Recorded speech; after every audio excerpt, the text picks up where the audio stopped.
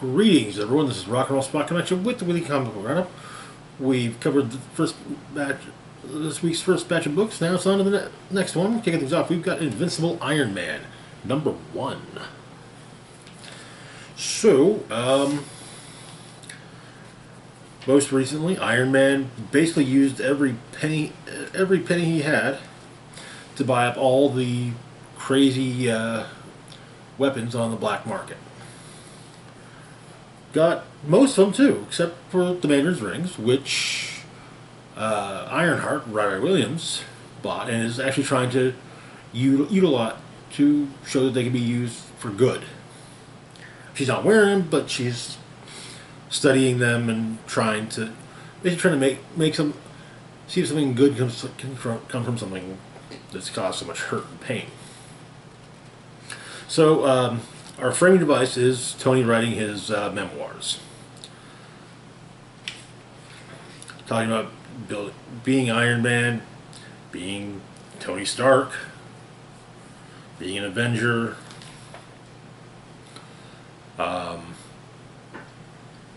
buying up all the super weapons of mass destruction, and a recent interaction he had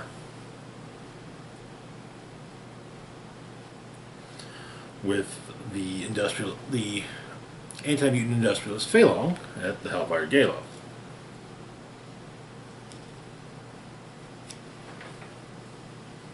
But while working on stuff in his in the workshop of his brownstone, something goes wrong with the arc reactor on his armor, and the brownstone explodes. One of his neighbors, while Tony himself was injured, one of his neighbors was killed. He insists on paying for the expenses of the deceased neighbor.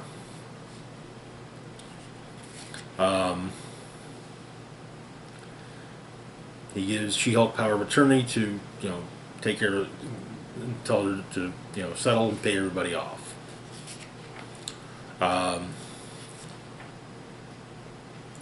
He then moves to a cab depot in Jersey that he technically owns, and basically the idea being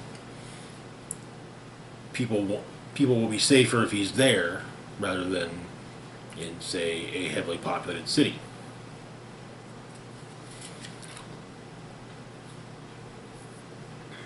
But while flying around in New York, he gets attacked and claimed to be a messenger. He manages to stop the messenger, but some damage. A news chopper gets damaged.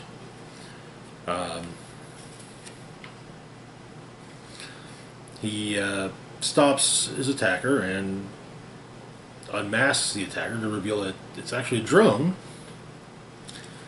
with a person inside, but the person is ventilated, and the armor is wired to explode. So Tony takes the guy to the hospital.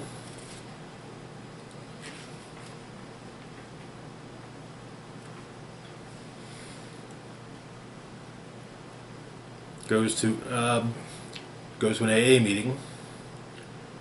Ducks out early and ends up in a bar. And yeah.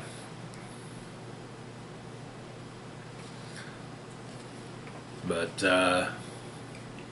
after falling off the wagon, he acknowledges that he needs help. And that is where the issue ends. I wouldn't say a strong start, but a good start. I note that addiction is a major theme with Iron Man, at least since Demon in a Bottle. But I feel like it gets leaned on. Maybe not.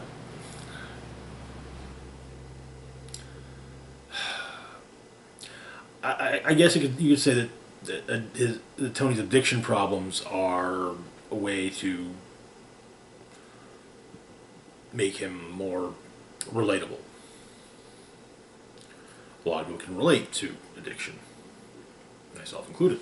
But I think mainly it's just that a massive portion of Christopher Campbell's recently finished run on Iron Man was that Iron Man was on morphine and became dependent upon it and had to detox. So, yeah, I just feel like it's like there was just a story about Iron Man and addiction, and to basically start the new run with a story dealing with Iron Man and addiction. I want to say it feels lazy, but it's like, you know, I get the idea, but I don't know. Maybe it's just like we know that Tony's gonna make it through, but yeah, it's just it's just one of those little things. Overall, it was a good issue, though. I think I'm more curious. I'm much more curious about the superhero aspect of things than the personal aspect. Tony Stark isolating himself. Oh, is it Tuesday already? Moving on, though, to our next book, we've got Monica Rambeau, Photon, #1.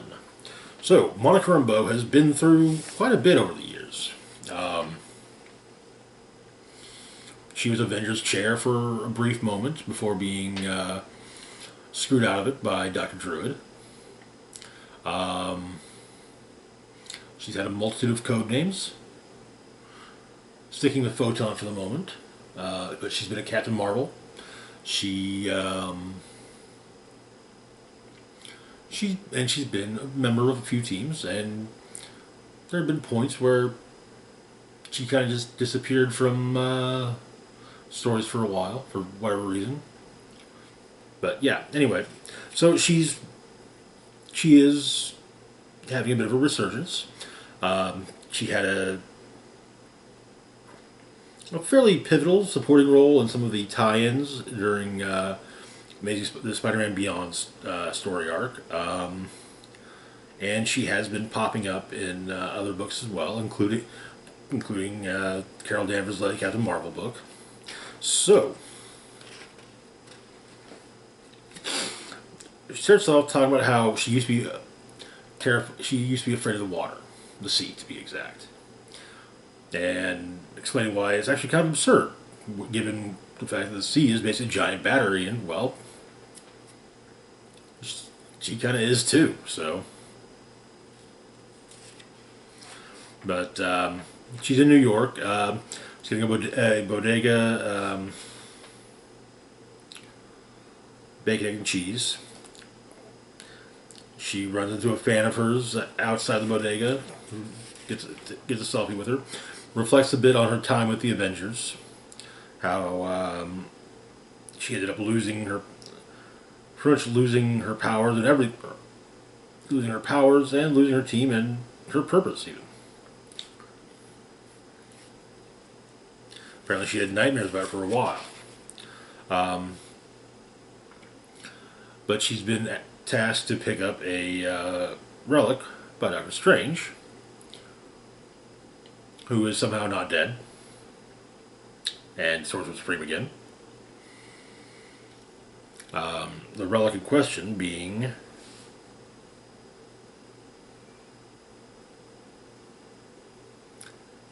the Stone of Hala. Shortly after it's stored, there's a disturbance outside, and Monica goes to deal with the apparently stretchy hingy person that's attacking. Spider-Man comes in with an assist, with Monica kind of saying, "Hey, going right into the team leader mode." But they take it. They take the stretchy hingy person down, and it turns out to be a scientist that Spider-Man knows, Dr. Yesenia Rosario, who states that Monica Rambeau is going to destroy the universe.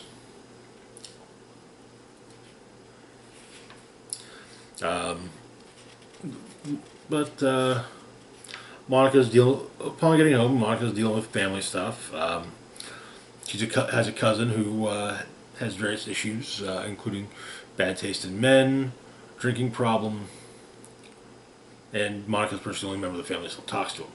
So she goes to talk to her parents about stuff. Her mom suggests she stay for dinner, but Monica needs, well, space. Then she flies off into space. And that is where the issue ends. This is not a one-shot. It's the first part of a miniseries, so I think it's a miniseries at least. If not, oh well. But we'll see where it goes. Good start, though.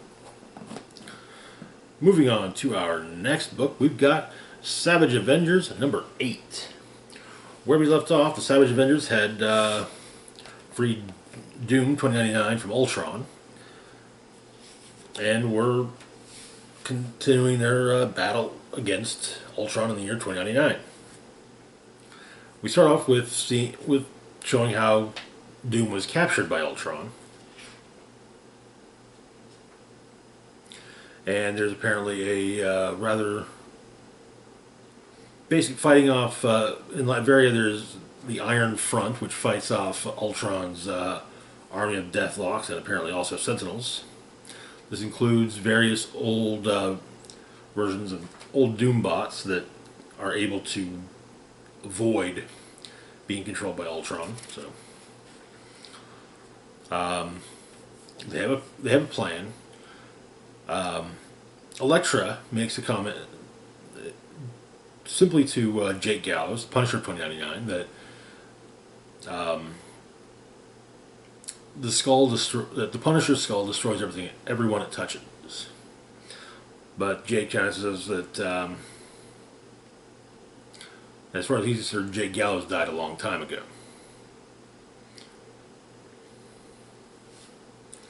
But turns out Flash has figured out who the Deathlock working with the Savage Avengers is, Miles Morales, and grabbed something for them from Avengers Mansion. A pair of web shooters. But the Quinjet they're in gets hit by a rocket from a Deathlock.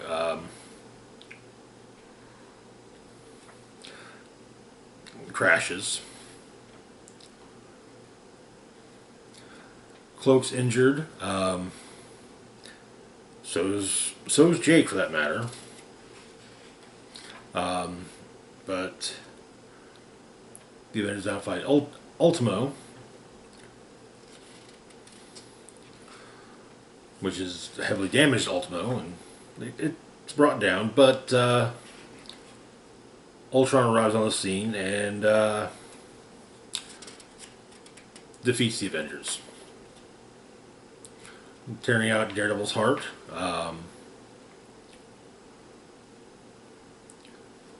Basically, utilizing the nanites within Weapon H to cause him to expel his gamma radiation on Agent Anti-Venom.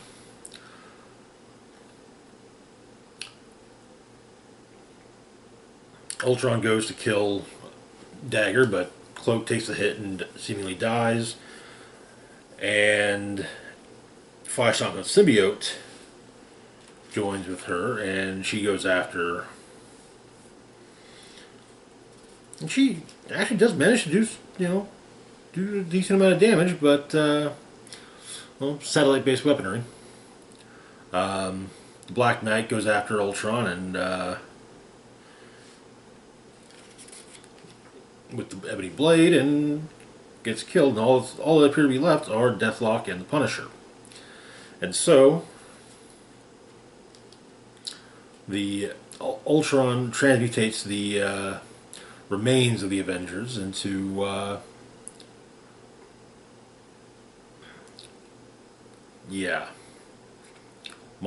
cybernetic monstrosities. And that is where the issue ends. Did not see that coming.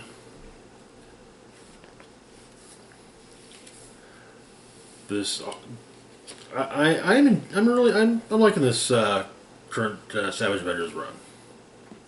And like I said, I think it improved once once Conan left the book. But anyway, moving on to our next book, we've got Star Wars Bounty Hunters number 29. Where we left off, Tonga and Losha's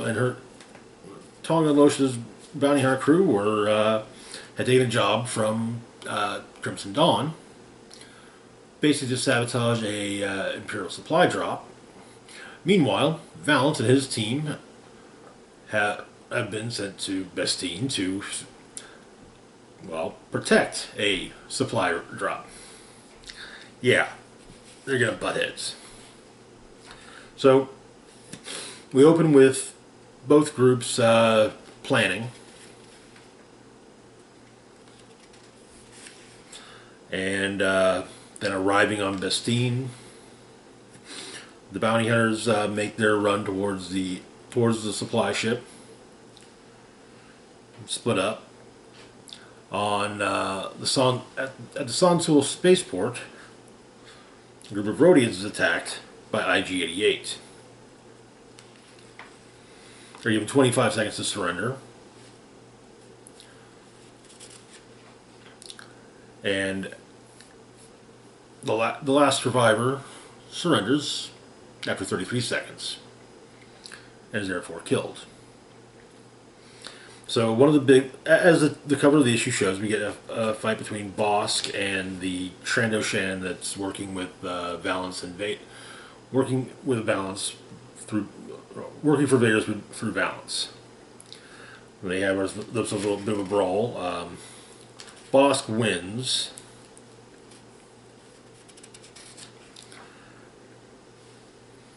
And while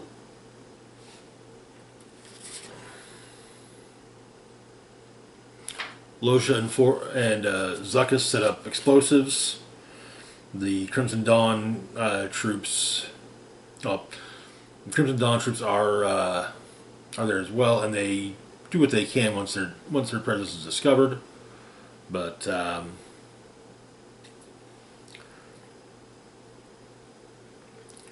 while running with one of the soldiers down a darkened corridor, the soldier is killed, and Tonga ducks behind a corner, saying that no bounty is worth this, and Valance simply says, "That voice." And the two realize that they're about to be face to face with one another, and likely also blaster to blaster. And that is where the issue ends. I'm definitely digging this current arc in the overarching arc in Bounty Hunters currently dealing with Crimson Dawn. It's been for a good read, I'd say. Moving on to our last book for the moment, we got Dark Crisis Big Bang. So this issue largely focuses on the Flash, Barry Allen. It starts off, he's trying to find the Anti-Monitor. Basically to stop him. But we start to see some of the various new Earths that have been that popped up.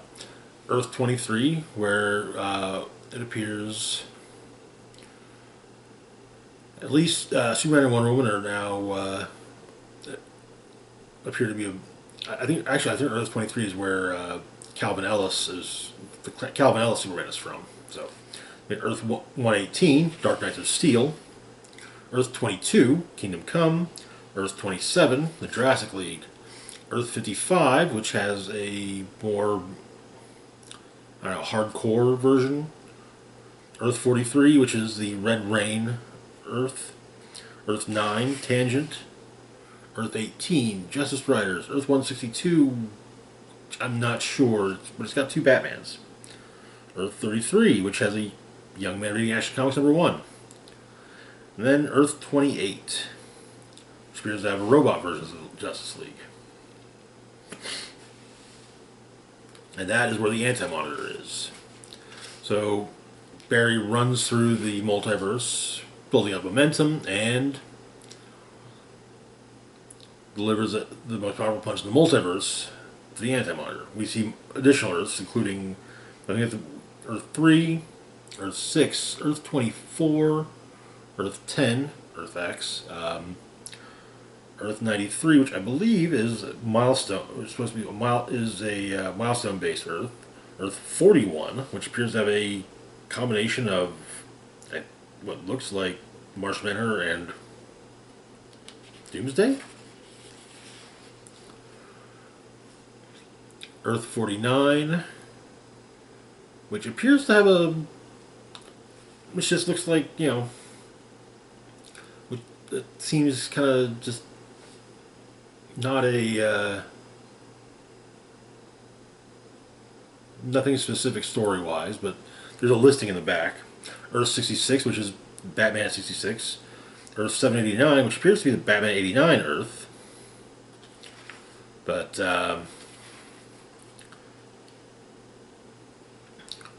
as the Anti-Monitor and Flash fight, they are going from Earth to Earth, including Earth 4, the Charlton Earth, Earth 20,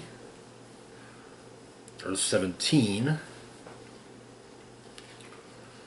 And during however, while Barry and the Anti-Monitor are fighting, Wallace has gathered together a team of leaguers of superheroes for other various Earths, including Superman of China, what appears to be Batman Beyond era of Superman, Green Lantern Batman, got what appears to be a more militaristic adventure version of the Ray, or no, that's Dr. Fate, my bad. Super Demon, Superboy, and Crypto, Amazonia, Wonder Woman, so on and so forth. But they all come together and they manage to defeat the Anti-Monitor with, once again, a portal, a vortex is opened, and the idea becomes that, as far as Barry's concerned, the idea is he's going to have to, knock the Anti-Monitor in there, and they'll both be in there. However, one of the Green Lanterns manages, the Green Lantern Batman, in fact, pulls him out. And we get a bit of moments of the various other heroes meeting, saying who they are, and telling each other, introducing themselves to each other. So, our various Earths. Alright, so Earth 0 is the primary DC Earth. Earth 1, younger JLA variants just starting out. Earth 1 versions of the JLA. Earth 2, JSA, New 52. Earth 3, Crime Syndicate. Earth 4, the Charlton Earth, variants of the Question, Blue Beetle, Captain Atom, etc. Earth 5, variants of the Shazam family, also known as Earth S. Earth 6, wildly alternate variants of Earth 0 heroes. It's the Just Imagine Stan Lee created the DC Universe versions. Earth 7 was destroyed, sole survivor being Thunderer. Earth 8, we've got Angor, home of the Retaliators. Second Earth 9 is the Tangent Heroes, Tangent Earth. Earth 10, Freedom Fighters. Earth 11, reverse gender variants of Earth 0 heroes and villains. Earth 12, future Earth home to a young Batman Beyond. Earth 13, Earth based on magic rather than science, home of Super Demon. Earth 14, Justice League of Assassins, deceased. Earth 15, home of the Cosmic Grail. Earth 16, home of celebrity sidekicks, the Just. Earth 17, ravaged by nuclear war in 1986, home of the Atomic Knights. Earth 18, frozen in Old West times, home of the Justice Riders. Earth 19, steampunk heroes, Gotham by Gaslight, and so forth. Earth 20, the Society of Superheroes, pulp magazine style adventures. Earth 21, JLA created during the space race, New Frontier. Earth 22, future Earth, marred by a war that claimed most superheroes, Kingdom Come. Earth 23, Homo President Calvin Ellis, aka Superman. Earth 24, predominantly female heroes fight World War II. Bombshells. Earth 25, Adventure Tom Strong and Friends. Earth 26, the Anthropomorphic Zoo Crew. Earth 27, Jurassic League. Earth 28, Heroes fight using mechanized warsuits, DC Mech. Earth 29, Backward Bizarroverse. Earth 30, Superman Red Sun. Earth 31, pirate version of DC heroes, such as Leatherwing, from Detective Comics Annual number 7 back in the 90s. Earth 32, random combinations of Earth Zero heroes, which would be stuff like Batman, Darkest Night. Basically, take one hero and give them this other hero's powers. Yeah. Earth 33, a world where all superheroes are fictional. Earth 34, the Light Brigade. Earth 35, the Super Americans. Earth 36, Optiman and Friends. Earth 37, a grim world of rapid technological advancement. Batman Thrill Killer is among the stories up there. Earth 38, older multi-generational Earth Zero variants. Earth 39, Agents of Wonder. Earth 40, evil counterparts of Earth 20's heroes. Interesting. Earth 41, Spore, Dinocop, Nightcracker, others. Okay. Earth 42, cute chibi Earth Zero counterparts. Earth 43, Vampire Justice League. Earth 44, robotic JLA variants. Earth 45, creators of Super Doomsday. Earth 46, a grim young Batman with a unique, unrecognizable rogues gallery. Batman, Gargoyle of Gotham. 47, the Love Syndicate of Dreamworld, the Inferior Five from Prez number 1, and so forth. Earth 48, the Forerunners, genetically engineered warriors. Earth 49, Lois Lane dies, turning Superman dark. That's the Injustice Earth. Earth 50, the tyrannical Justice Lords. 51, an accelerated timeline where Earth met with a great disaster and is ruled by talking animals. Commandy, the last boy on Earth, and related stories. Earth 52, the Primate Legion, sapient metasimians. Earth 54, humankind lands on Mars in 1960. Earth of astronaut Tommy Tomorrow. Earth 55, deceased. Earth 59, home of Wonder Woman Terra